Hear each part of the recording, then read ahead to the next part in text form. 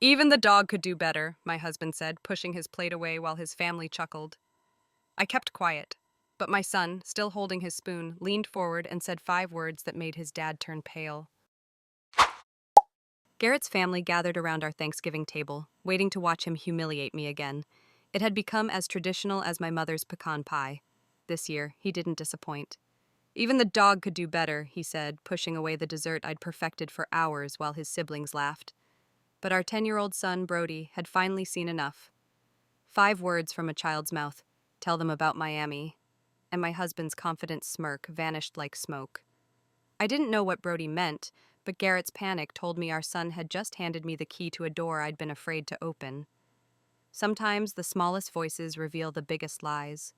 The November air had that crisp quality that made everything feel urgent, and Savannah Fletcher felt it keenly as she moved through her kitchen with practiced efficiency.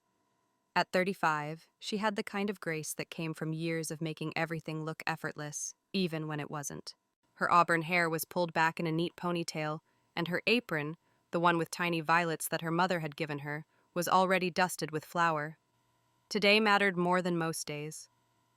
The annual post-Thanksgiving dessert gathering with Garrett's family had become something of a tradition, one that Savannah both dreaded and felt compelled to perfect.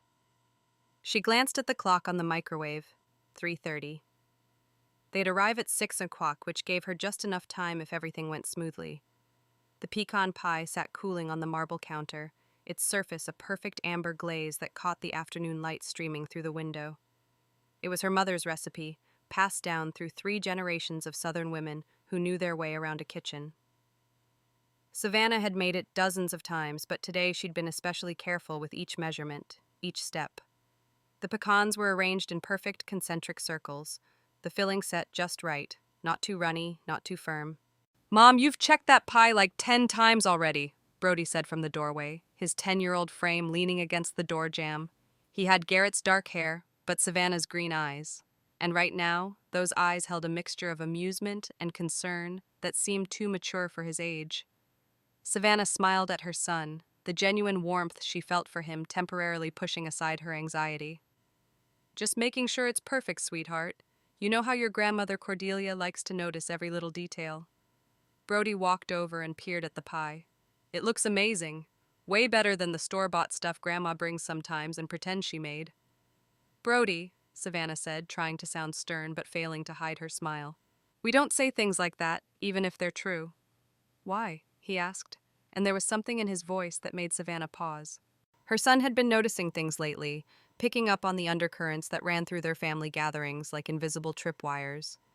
Before she could respond, she heard Garrett's Lexus pull into the garage. Her shoulders tensed automatically, a response she'd developed over the past year as her husband's criticisms had grown sharper, more frequent. She heard the car door slam harder than necessary, which meant he'd had a difficult day at the investment firm. Garrett entered through the mudroom, his charcoal suit impeccable despite the long day. At 38, he still had the athletic build from his college lacrosse days, and his confidence filled rooms the way expensive cologne did, overwhelming and impossible to ignore. He set his briefcase down with a thud and loosened his tie, his eyes scanning the kitchen with the same analytical gaze he used for stock portfolios. "Smells like you've been busy," he said, and Savannah couldn't tell if it was a compliment or merely an observation. These days, she could never be sure. "I wanted everything to be nice for tonight," Savannah replied, keeping her voice light. "Your family always... My family always expects too much, I know," Garrett interrupted, pouring himself a scotch from the bar cart they kept in the corner. "That's why I don't understand why you insist on trying so hard. It's just dessert, Savannah, not a state dinner." The dismissiveness in his tone stung, but Savannah had learned to swallow these small hurts like bitter pills. 6 months ago, she might have defended herself, reminded him that his mother had specifically requested homemade desserts, that last year's slightly overdone tart had been the subject of pointed comments for weeks afterward. But she'd learned that defending herself only led to longer arguments, and with Brody in the house, she preferred to keep the peace. "I'll go shower," Garrett said, already heading toward the stairs. "Try not to burn anything this time." After he left, Brody moved closer to his mother. "Mom, why does Dad say stuff like that?" Savannah's hands stilled on the dish towel she'd been folding and refolding. How did you explain to a 10-year-old that sometimes love curdled into something else, something harder to define? That the man who'd once brought her flowers every Friday now seemed to find fault in everything she did? Sometimes people say things they don't mean when they're stressed, she said finally, the explanation feeling hollow even to her own ears. Brody didn't look convinced, but he didn't push. Instead, he helped her set the dining room table, carefully placing the good china, the spode pattern that had been a wedding gift from Garrett's parents, with more precision than most 10-year-olds would bother with. They worked in comfortable silence, and Savannah found herself grateful for his steady presence. By 5:45, Savannah had changed into the navy dress Garrett had bought her last Christmas, conservative, expensive, and utterly forgettable. She'd learned that standing out at these gatherings only invited more scrutiny. Her makeup was subtle, her jewelry minimal. She looked exactly like what Garrett's family expected, appropriate.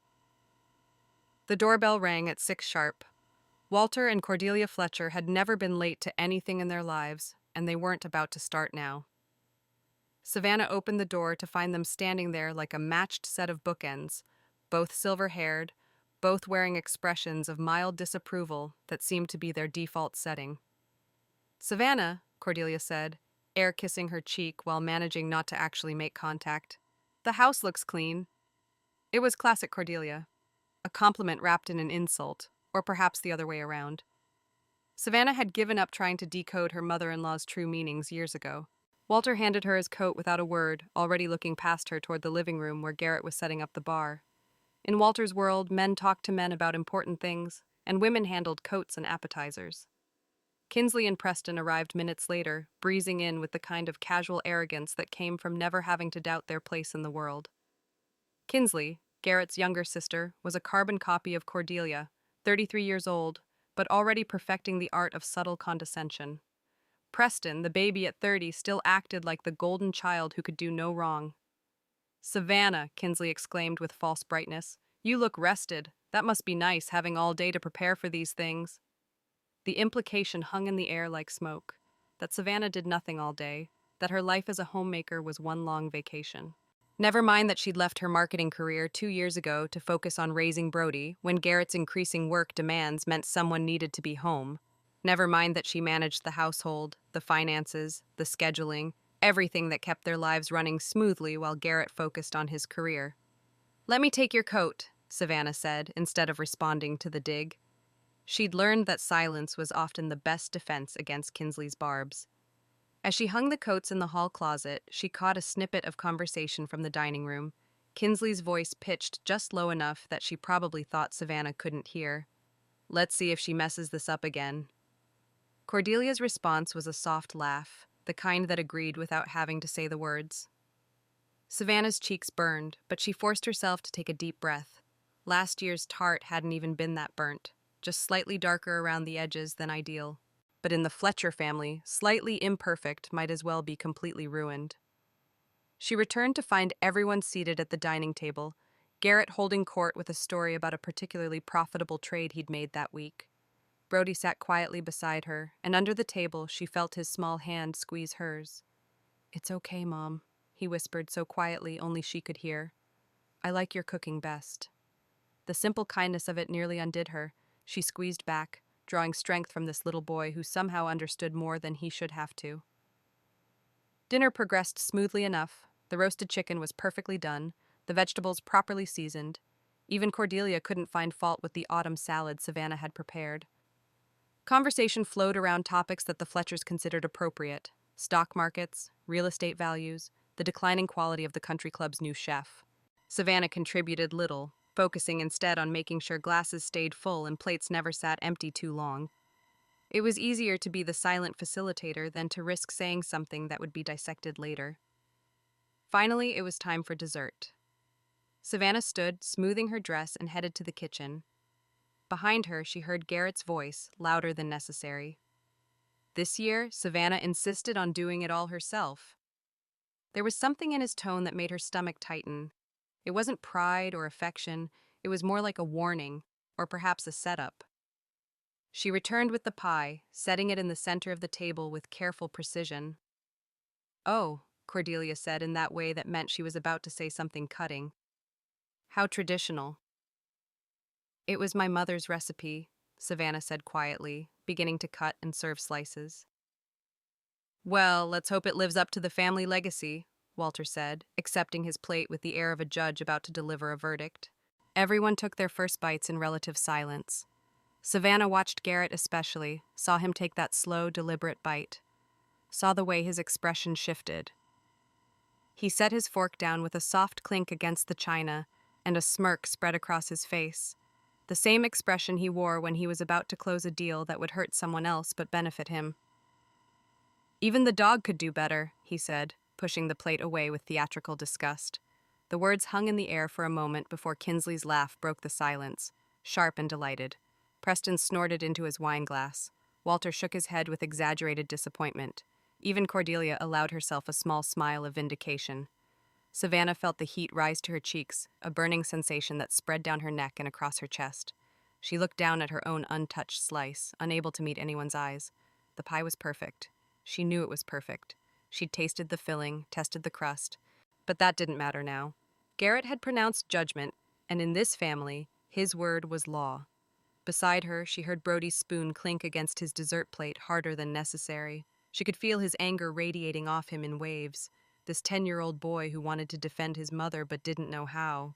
Perhaps we should move to the living room for coffee, Savannah managed to say, her voice barely above a whisper. Leave the pie, Garrett said, still smirking. We'll let the dog have it later. At least someone might enjoy it. More laughter rippled around the table, and in that moment Savannah felt something inside her shift. It wasn't breaking exactly. It was more like a clarity, a sudden sharp focus, the perfect family image she'd worked so hard to maintain, the careful facade she'd constructed to keep everyone happy, to keep the peace. She could see it for what it really was, a prison she'd built for herself, bar by bar, compromise by compromise. She stood mechanically, beginning to clear plates, her movements automatic. But her mind was somewhere else entirely, processing this moment, this culmination of 1,000 small cruelties.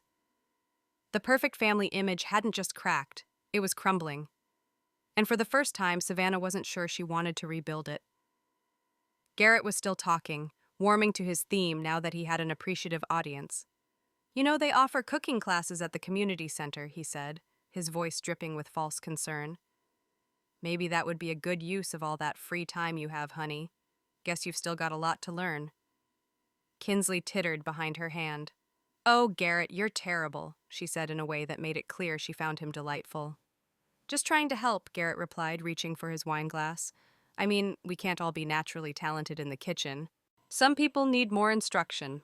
Savannah's hands trembled slightly as she stacked the dessert plates. Each word was another small cut, and Garrett knew exactly where to aim them. After all, he'd had years of practice. That's when she heard it, the sharp clink of metal against china.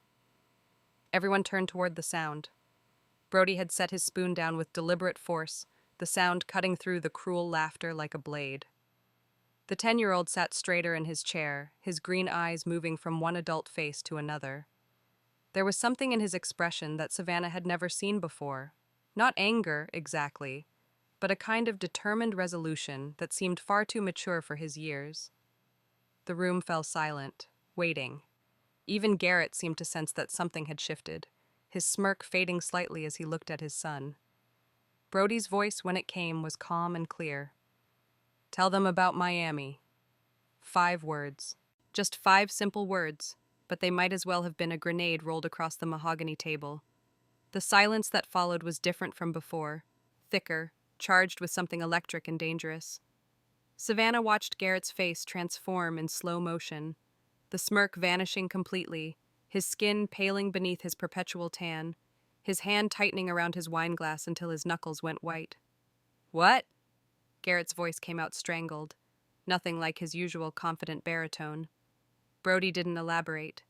He simply picked up his spoon again and took another bite of pie, chewing slowly, his eyes never leaving his father's face. Savannah felt her heart racing. She had no idea what Brody meant. But Garrett's reaction told her everything she needed to know. This wasn't nothing. This was something. Something significant enough to drain the color from her husband's face. Cordelia was the first to recover, her sharp voice cutting through the tension.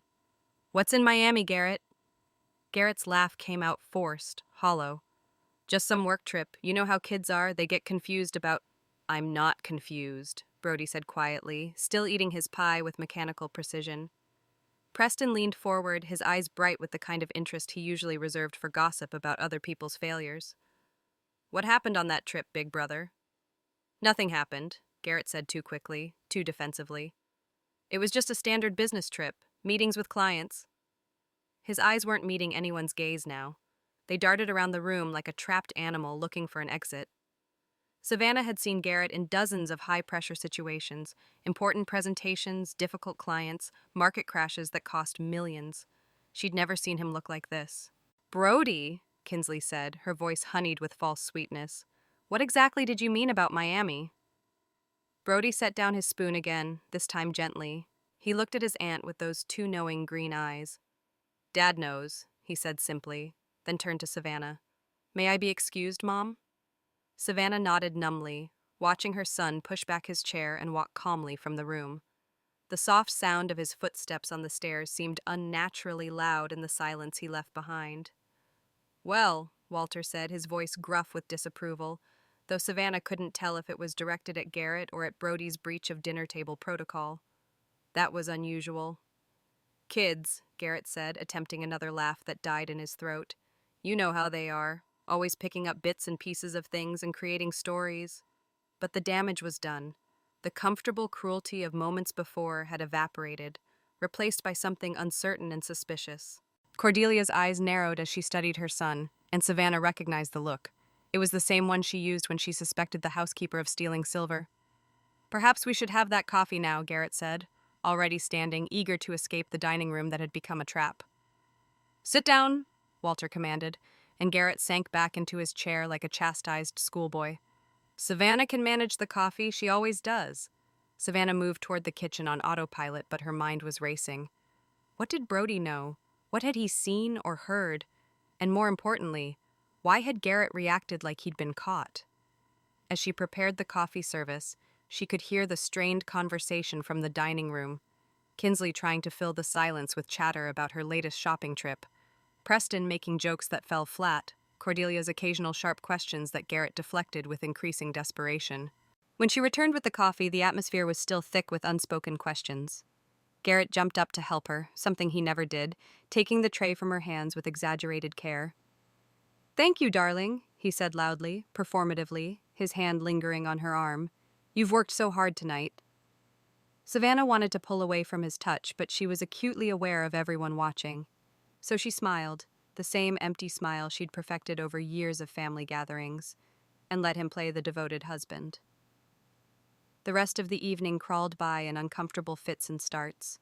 Walter tried to steer conversation toward safe topics, the economy, the weather, anything but Miami. But it was like trying to ignore an elephant in the room. Every pause in conversation seemed to echo with Brody's 5 words. Finally, mercifully, Cordelia announced it was time to leave. We have an early morning tomorrow, she said, though tomorrow was Sunday and Savannah knew they had nothing planned. The goodbyes were stilted, formal. Kinsley hugged Savannah but whispered, "What was that about?" in her ear. Savannah could only shrug, playing ignorant even as her mind churned with possibilities. Preston clapped Garrett on the shoulder, but there was something knowing in his expression. Take care, brother, he said, and it sounded more like a warning than a farewell. After they left, Garrett immediately went to his office, closing the door firmly behind him. Savannah stood in the hallway, listening to the muffled sound of his voice. He was on the phone, speaking urgently but too quietly for her to make out the words. She climbed the stairs slowly, stopping at Brody's room. He was in bed but still awake, his face illuminated by the soft glow of his nightlight. Brody, she said softly, sitting on the edge of his bed. What was that about? What happened in Miami? He looked up at her with those serious green eyes. I'll tell you later, Mom. I promise. I couldn't let him keep being mean to you, not tonight. Savannah felt tears prick at her eyes. Her 10-year-old son had tried to protect her, had found some weapon to use against his father's cruelty. She should probably scold him for speaking out of turn at dinner, for creating a scene. Instead, she leaned down and kissed his forehead. I love you, she whispered. I love you too, Mom. And Mom? Your pie was perfect. Grandma's just jealous. She can't make anything that good. Savannah smiled despite everything, tucking the blanket around him. But as she left his room, the smile faded. She needed to know what Brody knew. She needed to understand what had made Garrett look like his world was collapsing. Because if she was honest with herself, she'd seen that look before. Glimpses of it when he came home late, when certain phone calls came through, when she asked too many questions about his business trips. She'd ignored it, rationalized it, told herself she was imagining things. But Brody's 5 words had changed everything. The cracks in their perfect family image weren't just visible now, they were widening, and Savannah was no longer sure she wanted to hold it all together. The house felt different after everyone left, like the air itself was holding secrets. Garrett had barricaded himself in his office, and Savannah could hear the occasional burst of muffled conversation through the door. She busied herself with cleaning up, but her movements were mechanical, her mind elsewhere. After loading the dishwasher and wiping down the counters, she noticed Garrett had left a suit jacket draped over a kitchen chair. Without really thinking about it, she picked it up to hang it in the closet. As she did, a receipt fluttered from the inside pocket, landing face up on the floor. The Four Seasons Hotel, Miami. Dated November 12th, just 2 weeks before Thanksgiving. Savannah's hands stilled. Garrett had told her he was in Atlanta that week, meeting with potential investors for a new fund. She remembered because he'd missed Brody's school play, the one where Brody played Thomas Edison. She'd sent him a video, and he'd texted back that he was sorry to miss it, but the meetings were running late. She heard Garrett's office door open and quickly shoved the receipt into her pocket, busying herself with hanging his jacket just as he appeared in the doorway. "Savannah," he said, and his voice had that forced casualness that meant he was about to lie. "About what Brody said." "It's fine," she interrupted, not ready for whatever story he was preparing. "Kids say strange things sometimes." He studied her face, clearly trying to gauge what she knew. "Exactly. That's what I told my parents when they called just now. Kids pick up fragments of adult conversations and create their own narratives." "Your parents called?" Savannah kept her voice neutral, folding a dish towel with unnecessary precision. "Mother was concerned. You know how she is." He moved closer, and Savannah could smell the scotch on his breath. He'd had more than usual tonight. "I explained that Brody must have overheard me talking about the Miami office. We're considering opening a satellite branch there." It was a good lie, smooth and plausible. The kind of lie that Savannah would have accepted without question just days ago, but the receipt in her pocket felt like it was burning through the fabric. "That makes sense," she said, meeting his eyes with practiced calm. "I'll talk to Brody tomorrow about not interrupting adult conversations." Relief washed over Garrett's features. "Good. Yes, we should present a united front on this." He reached out to touch her shoulder, and it took everything in Savannah not to flinch away. "I'm going to shower. Long day tomorrow. I need to go into the office to prepare for Monday's presentation." "On a Sunday? Of course." Savannah nodded, waiting until she heard the shower running before she pulled out the receipt again. The Four Seasons Hotel. She knew it by reputation. 5 stars, $800 a night minimum. Not the kind of place you stayed for standard business meetings. She climbed the stairs quietly, stopping at Brody's door. He was still awake, sitting up in bed with a book, though she doubted he was actually reading.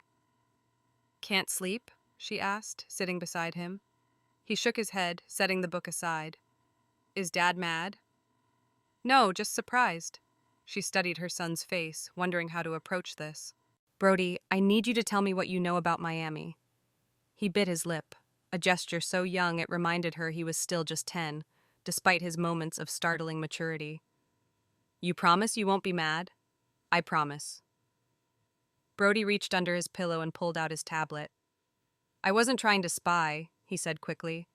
"But Dad left his phone in the car when he picked me up from soccer practice last week, and it kept ringing. I looked to see if it was you or something important." He unlocked the tablet and showed her a photo he'd taken, a screenshot of Garrett's phone screen showing an incoming call. The contact name was Valencia FL, with a heart emoji next to it. Savannah's stomach dropped. She called 3 times while Dad was talking to Coach Martinez.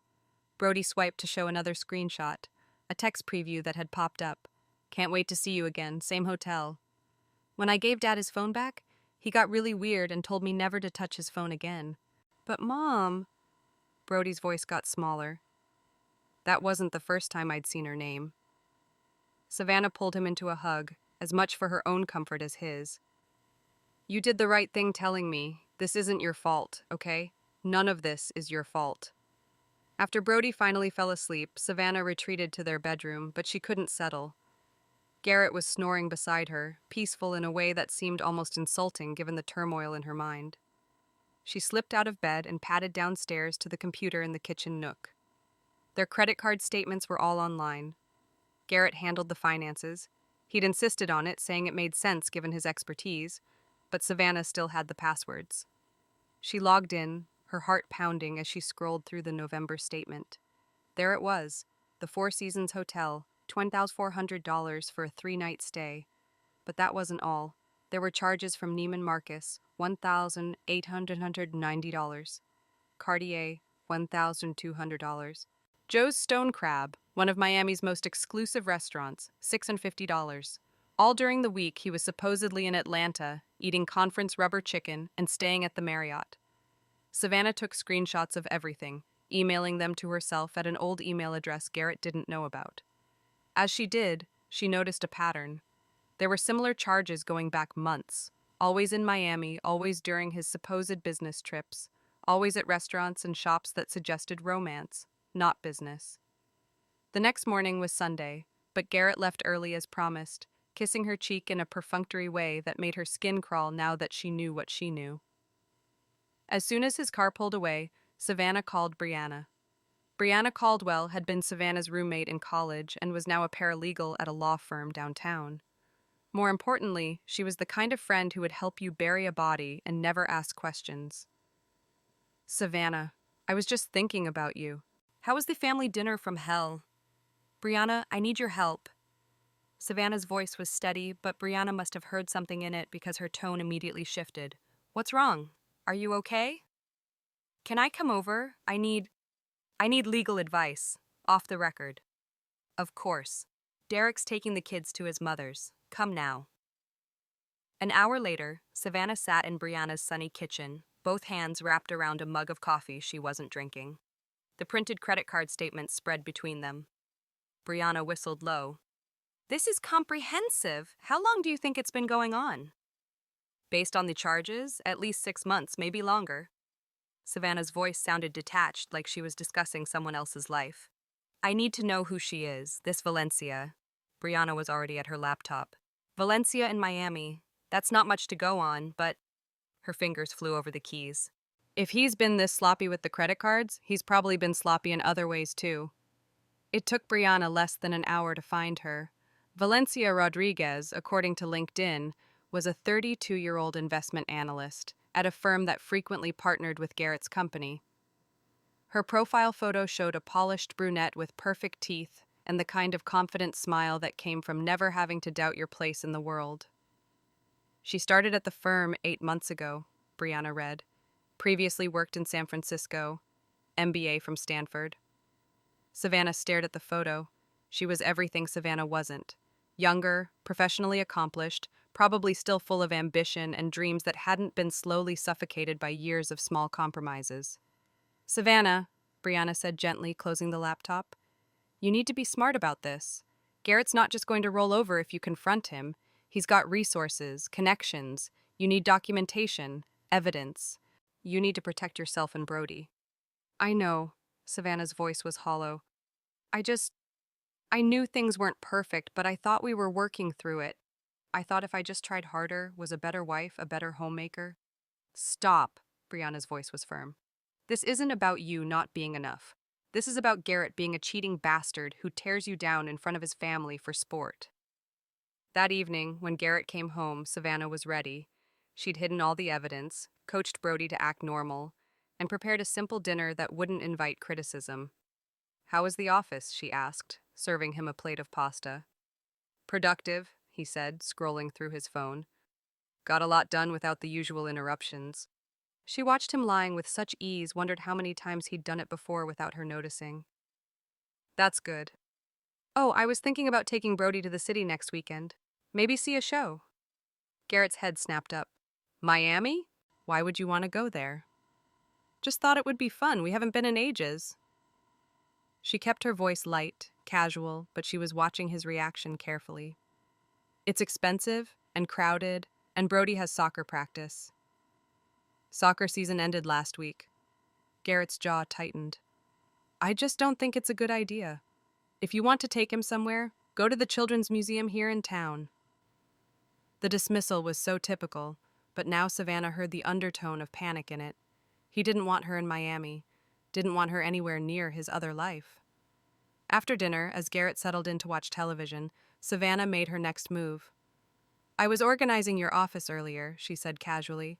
You had some receipts on your desk. Should I file them with the November expenses?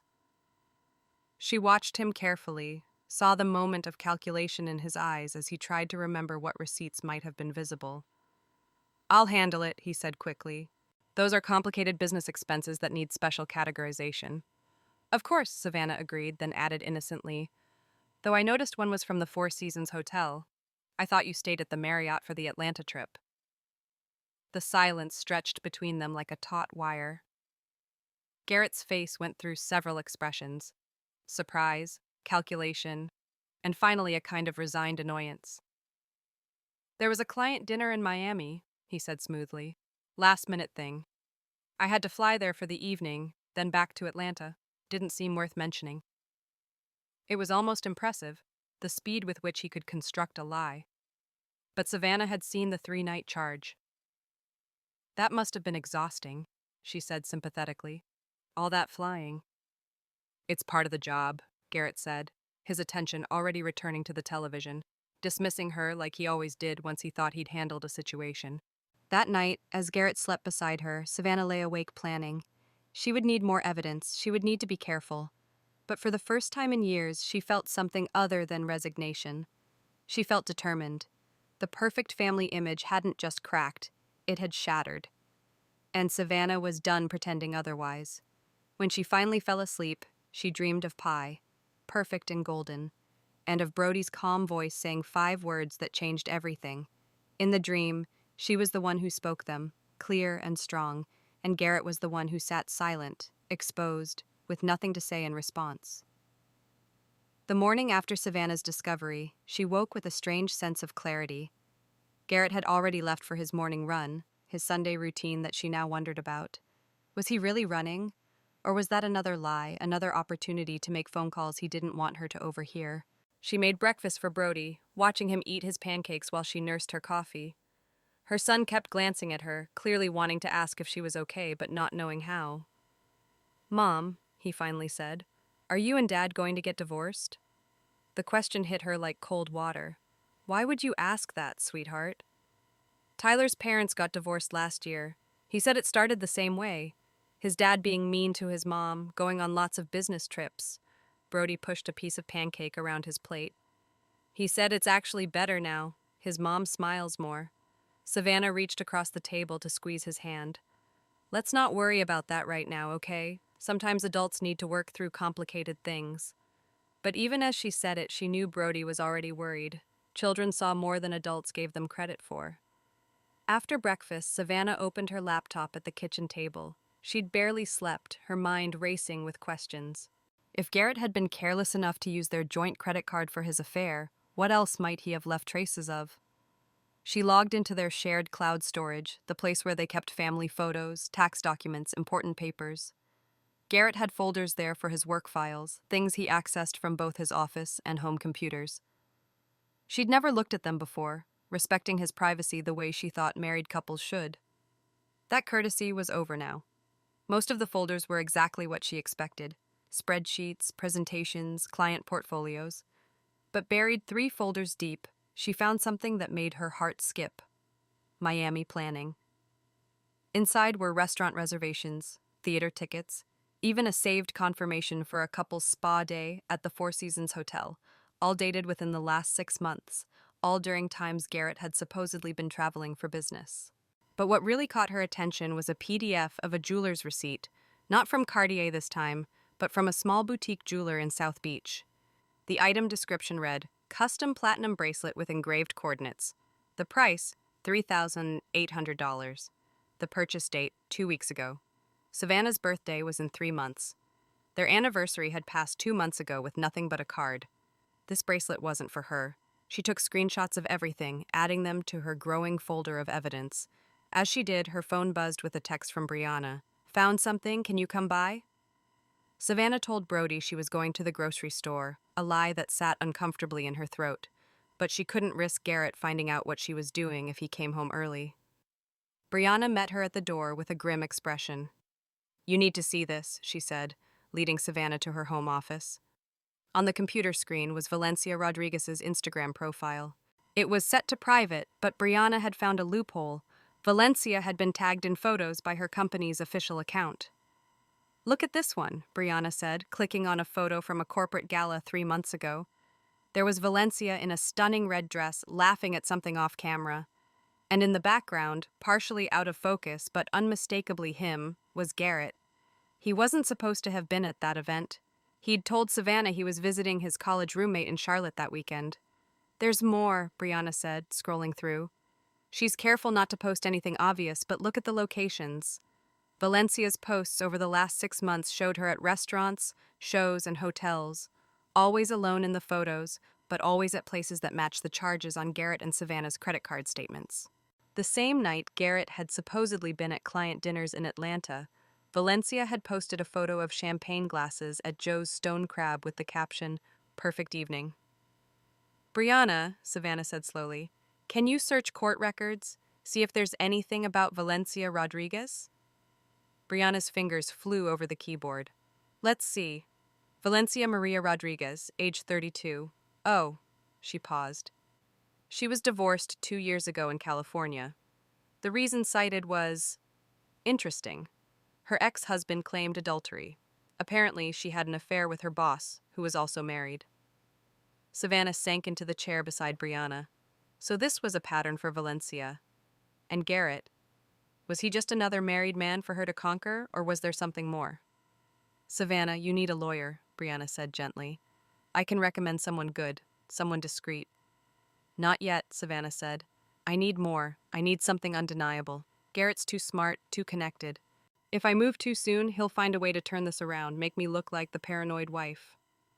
That evening, Garrett came home in unusually high spirits, carrying a bouquet of roses, the kind from the grocery store, not the florist, but still. It was more effort than he'd made in months. For my beautiful wife, he said, kissing her cheek. Savannah accepted them with a smile that felt like breaking glass. What's the occasion? Can't a man bring his wife flowers? He was trying too hard, and they both knew it. I thought we could go out for dinner this week, just the two of us. It's been too long. The whiplash of it, from cruel dismissal to this performed affection, made Savannah feel sick, but she played along. That sounds nice. During dinner, Garrett's phone buzzed repeatedly. He ignored it the first few times, but Savannah saw him getting anxious, his fingers drumming on the table. You can answer it, she said mildly. It might be important. No. Family time is important, but his eyes kept darting to the phone. Finally, he excused himself to use the bathroom, taking his phone with him. Savannah waited 30 seconds, then quietly followed, standing outside the bathroom door. She could hear his voice, low and urgent. I told you not to call on Sundays. No, she doesn't know anything. It was just the kid being weird. Yes, next Thursday is still fine. Same place. Of course, I miss you too. Savannah retreated to the kitchen before he came out, her hands shaking as she washed dishes that were already clean. Thursday. He'd told her yesterday he had a conference in Denver on Thursday. When Garrett returned, he was agitated, distracted. Actually, I just remembered I have some work to finish tonight, he said. Rain check on the movie? Of course, Savannah agreed, watching him disappear into his office again. She waited an hour until she could hear him on a conference call, a real one this time, with multiple voices on speaker. Then she slipped upstairs to their bedroom and found his gym bag.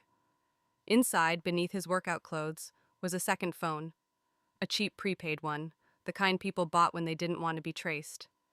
It was turned off, but when Savannah powered it on, she saw there was only one number in the contacts, V.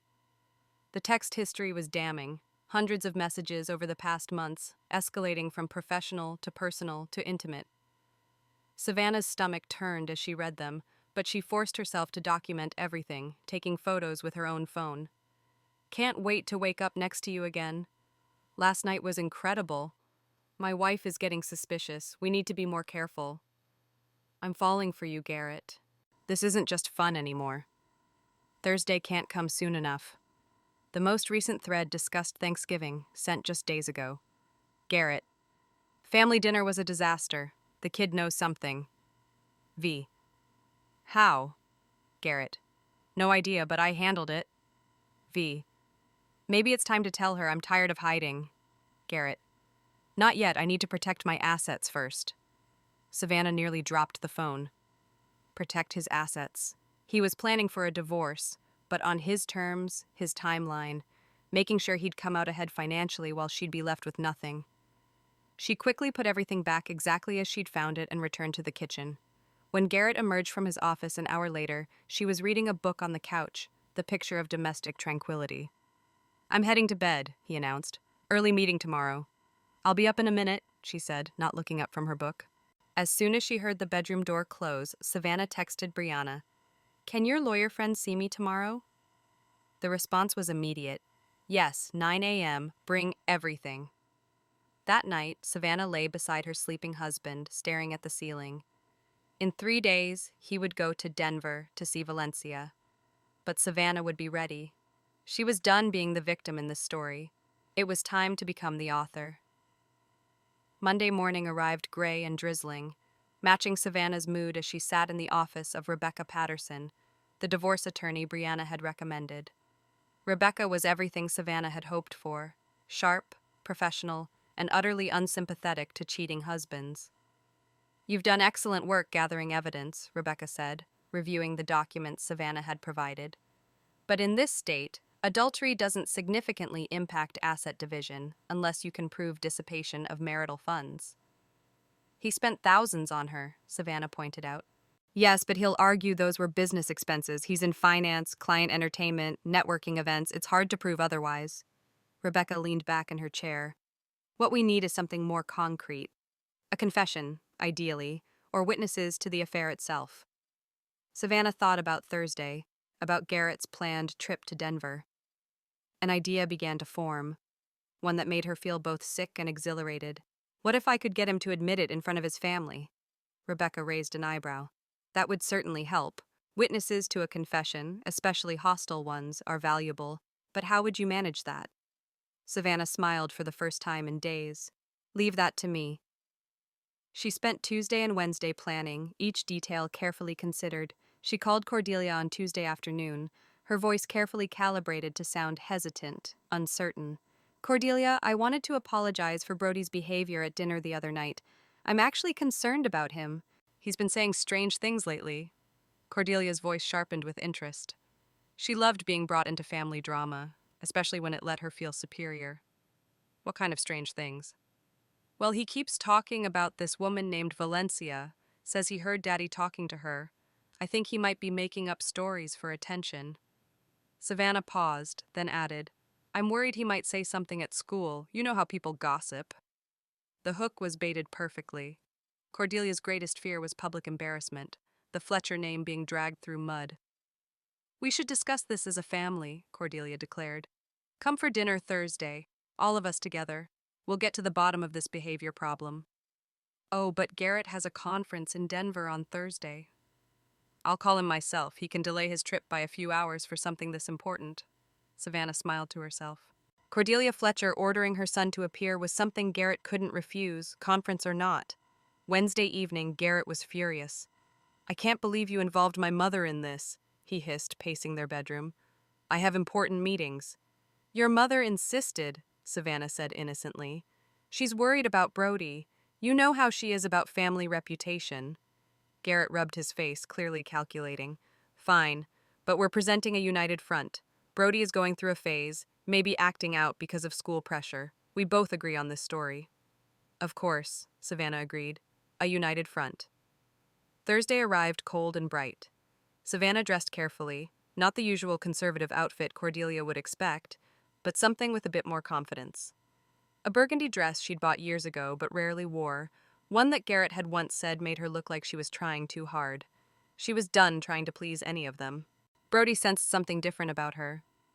You look nice, Mom, he said as they got in the car. Like you're going somewhere important. We are, she said, squeezing his hand. Tonight's important. Just remember, no matter what happens, I love you and none of this is your fault. He nodded solemnly, and she saw that same determined look from the Thanksgiving dinner. Her brave little boy. They arrived at the Fletcher house at 6 sharp. Garrett's Lexus was already in the driveway. He'd come straight from work, just as she'd expected. He wouldn't have had time to cancel properly with Valencia, wouldn't have been able to explain without raising suspicion.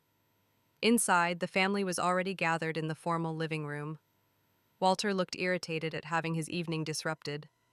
Kinsley and Preston had the eager expressions of spectators at a boxing match.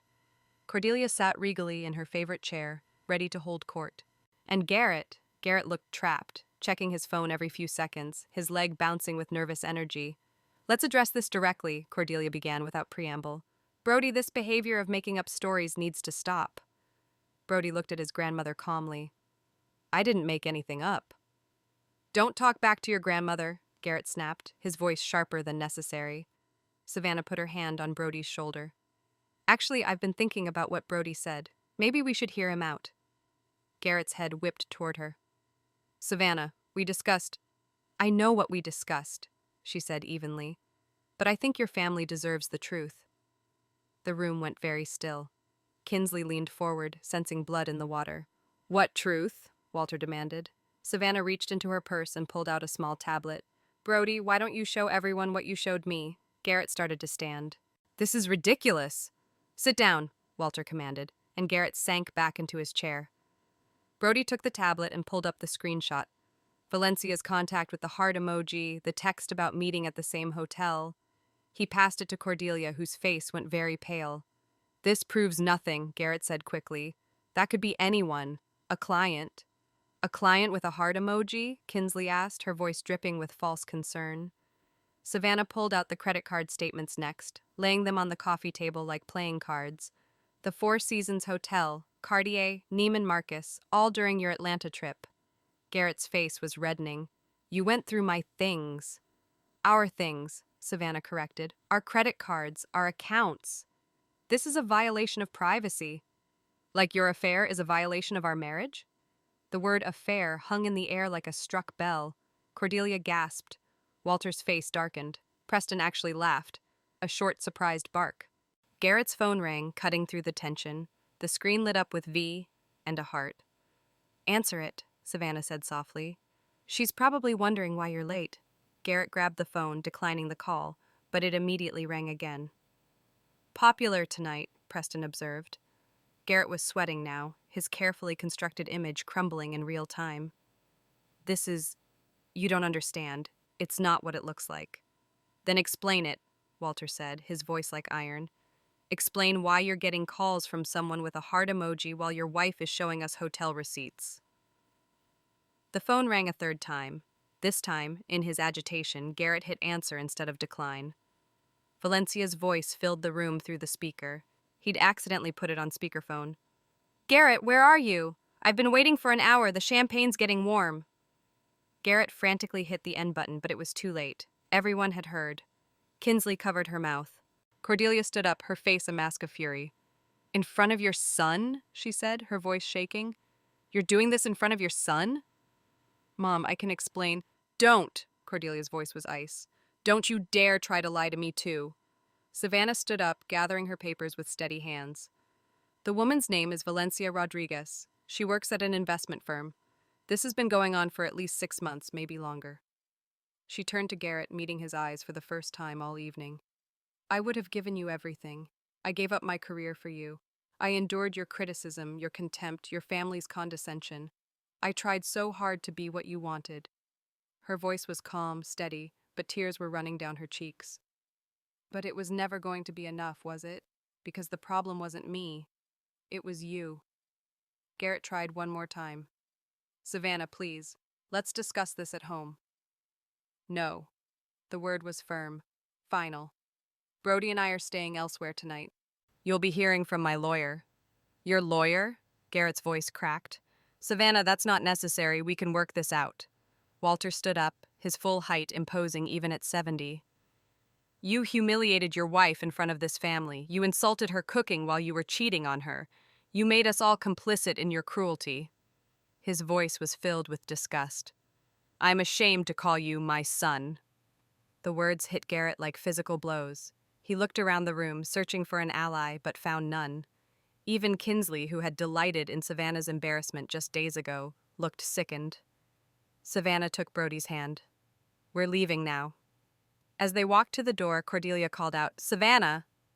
Savannah turned, expecting one last barb, one final criticism, but Cordelia's eyes were soft, almost apologetic. "The pie was excellent. It always has been." The hotel room was small but clean, with 2 beds and a view of the parking lot. Brody sat on one bed, still in his dinner clothes, watching his mother with concerned eyes. "Are you okay, Mom?" Savannah sat beside him, pulling him into a hug. "I will be. We both will be."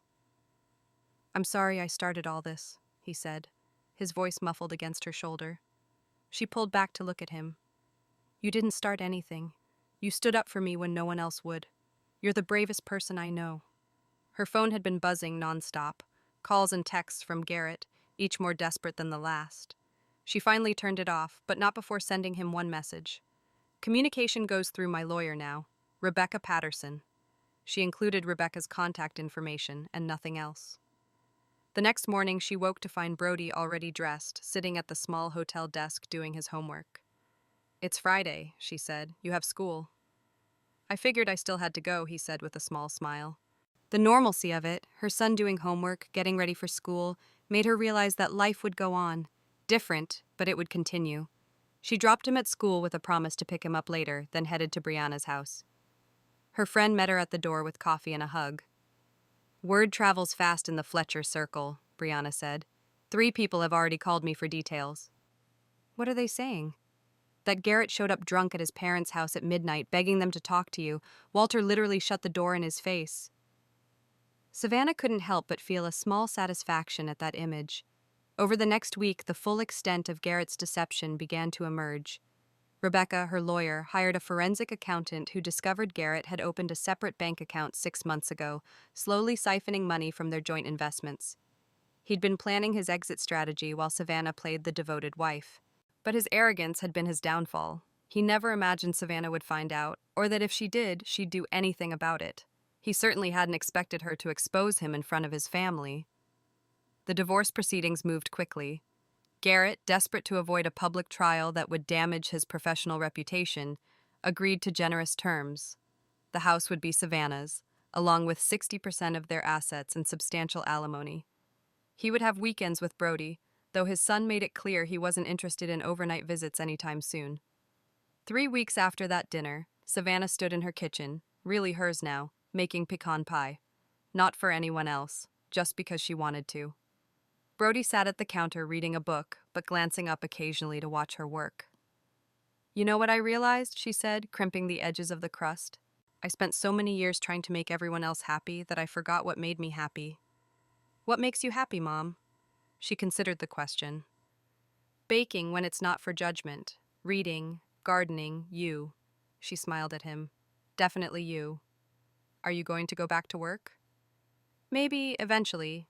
But right now, I'm going to focus on us, on figuring out who I am when I'm not trying to be perfect for someone else." The doorbell rang and Brody went to answer it. He came back with Cordelia Fletcher behind him. Savannah's hands stilled on the pie dough. She hadn't seen or spoken to her former mother-in-law since that night. "Cordelia," she said carefully. Cordelia stood in the kitchen doorway, looking older and somehow smaller than Savannah remembered. "May I come in?" Savannah nodded, wiping her hands on her apron. "Would you like coffee?" "That would be nice." They sat at the kitchen table, the silence stretching until Cordelia finally spoke. "I owe you an apology." Savannah said nothing, waiting. "I was cruel to you for years. I saw you as somehow less than because you weren't—" Cordelia paused, seeming to search for words. "Because you weren't what I expected for Garrett, but I was wrong. You were the best thing that ever happened to him, and we all watched him destroy it." "Why did you never say anything?" Savannah asked. "When he would insult me, belittle me?" Cordelia's face crumpled slightly. "Because Walter did the same to me 40 years ago, and his mother watched and said nothing. I suppose I thought it was just how marriages worked." The admission hung between them, heavy with decades of accepted misery. But you fought back, Cordelia continued. You stood up. You didn't just accept it. She pulled out an envelope. This is for you. Savannah opened it to find a check for $50,000. Cordelia, I can't. It's from Walter and me. Call it a graduation gift, for graduating from our family. Cordelia's smile was sad but genuine. Use it to start over, go back to school, travel, whatever you want. She stood to leave, then paused. For what it's worth, Valencia left him, 2 weeks after your separation. Apparently, she prefers her men married. Once he was available, she lost interest. Savannah couldn't help it. She laughed. Actually laughed for the first time in weeks. After Cordelia left, Savannah finished the pie and put it in the oven. While it baked, she sat with Brody and helped him with his math homework, the house filling with the warm scent of pecans and butter and cinnamon. Her phone buzzed with a text from Brianna. Wine tonight? I want to hear everything. Savannah smiled and texted back, Yes, and I'll bring dessert. 6 months later, Savannah stood in front of a classroom at the local community college, teaching a marketing workshop for small business owners. She'd started her own consulting firm, working with women-owned businesses to develop their brands and reach. Brody was thriving too. Without the constant tension at home, his grades had improved and he'd joined the drama club. He still saw Garrett every other weekend, but their relationship remained strained. Garrett tried to blame Savannah for poisoning Brody against him, but the truth was simpler. Brody had seen who his father really was. The pecan pie recipe now sat framed in Savannah's kitchen, her mother's handwriting preserved behind glass. She made it whenever she wanted, for whoever she chose, or just for herself and Brody to enjoy on a quiet Sunday. One evening, as she and Brody sat on the porch of their house, eating pie and watching the sunset, he said, Mom, I'm proud of you. For what? For being brave, for showing me that it's okay to stand up for yourself even when it's scary. Savannah hugged her son, this remarkable boy who had been her catalyst for change. You showed me first, she said, with 5 simple words. They sat in comfortable silence, and for the first time in years, Savannah felt truly free. The perfect family image was gone, replaced by something smaller but infinitely more real. A mother and son who had chosen truth over comfort, authenticity over appearance. The pie was delicious. It always had been. Now, finally, she could enjoy it without waiting for someone else's approval. She took another bite, savoring not just the familiar flavors of her mother's recipe, but the sweet taste of freedom, of choosing her own path, of no longer needing to be perfect for anyone but herself. In the distance, she could see Garrett's Lexus drive past. He still lived in the neighborhood, in a small apartment near his office. He slowed as he passed their house, perhaps hoping for a glimpse of the life he'd thrown away. But Savannah didn't look up, didn't acknowledge him. That chapter was closed.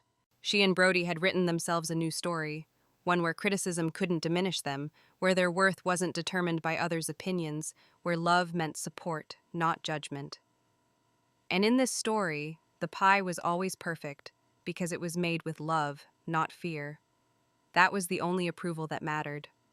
Have you ever stayed silent to keep the peace, only to realize your silence was slowly destroying you? If this story resonated with you, hit that like button and subscribe for more stories about finding your voice when it matters most.